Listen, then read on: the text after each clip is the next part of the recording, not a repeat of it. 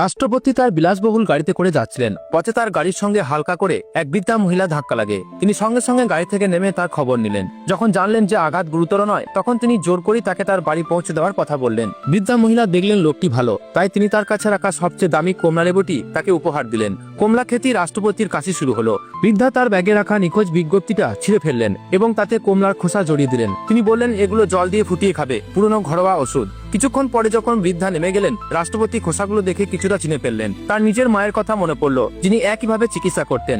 তখনই তিনি পাশে পড়ে থাকা নিখোঁজ বিজ্ঞপ্তিটা দেখলেন, যেখানে একটা জেড লকেট আঁকা ছিল, সেই একই লকেট যা তার মা তাকে ছোটবেলায় দিয়েছিলেন। তার সন্দেহ হলো এই বৃদ্ধাই হয়তো তার হারানো মা। তিনি তৎক্ষণাৎ তার সহকারীকে ওই মহিলার তথ্য জোগাড় করতে বললেন। এদিকে বৃদ্ধা বাড়ি পৌঁছেছিলেন। তার দুই ছেলেই তাকে দেখাশোনা করতে অস্বীকার করলো। তিনি বড় ছেলেকে বললেন যেন অন্তত আর এক রাত থাকতে দেন, কিন্তু পুত্রবধূ তার জিনিসপত্র বাইরে ফেলে দিল। দুই ভাইয়ের মধ্যে মাসে মাসে পাড়া করে মাকে রাখার চুক্তি ছিল।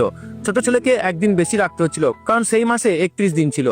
বৌমা প্রতিবেশীদের ডেকে অভিযোগ করলো যে তিনি বাড়ি বেচে ছেলে পড়াশোনা করিয়েছেন, অথচ এখন সেই ছেলেই মায়ের সঙ্গে একদিনও থাকতে চায় না। ছোট ছেলে লিখিত চুক্তি দেখালো, যদি মা কারো বাড়িতে গিয়ে ওজন কমিয়ে ফেলেন তবে তাকে আরো একদিন রাখতে হবে। সে ওজন মাপার মেশিন নিয়ে এলো। বড় ছেলে ভয় পেল যে মা সত্যি ওজন কমিয়ে ফেলেনি তো। সে বলল, এই মেশিন তো পশু তোলার। কিন্তু প্রতিবেশীদের সন্দেহ হলো যে সত্যি মায়ের ওজন কমেছে। দুই ভাই তর্ক শুরু করলো এবং মায়ের সামনে ঝগড়ায় জড়িয়ে পড়লো।